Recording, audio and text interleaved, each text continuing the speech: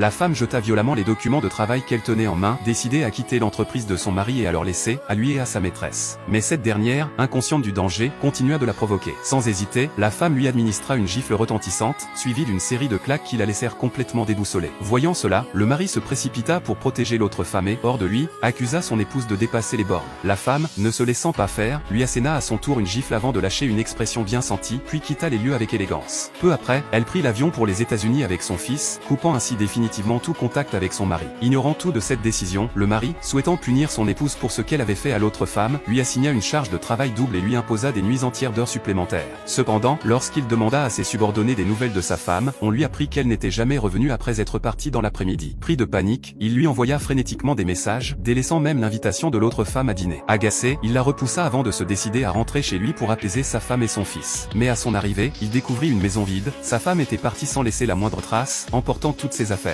Il tenta aussitôt de l'appeler, espérant arranger les choses, sans savoir qu'elle était déjà totalement désillusionnée par leur mariage et qu'elle ne reviendrait jamais. À l'origine, la femme était son assistante personnelle et l'aimait en secret depuis des années. Un incident les avait rapprochés et elle était tombée enceinte, ce qui les avait poussés à se marier. 8 ans s'étaient écoulés depuis, mais le cœur du mari appartenait toujours à l'autre femme. Non seulement il rentrait rarement chez lui, mais il refusait également de reconnaître sa femme et son fils, allant jusqu'à interdire à ce dernier de l'appeler papa. Il déclarait froidement que tout ce qu'il achetait était destiné à l'autre femme et à son fils, et qu'elle devait surveiller son enfant pour qu'il ne touche pas à ce qui ne lui appartenait pas. Complètement désabusée, la femme ne voulait plus voir son fils souffrir de cette situation et décida donc de partir avec lui. Mais l'enfant, attaché à son père, supplia sa mère de lui accorder 3 dernières chances. Bien qu'elle n'ait plus d'espoir en son mari, elle ne put se résoudre à refuser la requête de son fils. Elle accepta donc, mais il gaspilla bien vite l'une de ses chances. Ce jour-là, il arriva à l'entreprise accompagné d'une femme aux intentions douteuses et lui confia le poste d'assistante personnelle, reléguant ainsi son épouse au second plan. Tous les collègues de bureau furent indignés, car ils savaient combien la femme avait travaillé dur pour décrocher ce poste, concluant d'innombrables contrats pour l'entreprise. Pourtant, elle-même n'en fut pas affectée, ayant déjà pris la décision de partir. Cependant, son mari, en tant que supérieur, lui ordonna de guider la nouvelle assistante dans son intégration. Pour sauver les apparences, elle accepta. Mais la nouvelle venue n'était pas une personne ordinaire. Dès son arrivée en salle de réunion, elle se mit à la provoquer.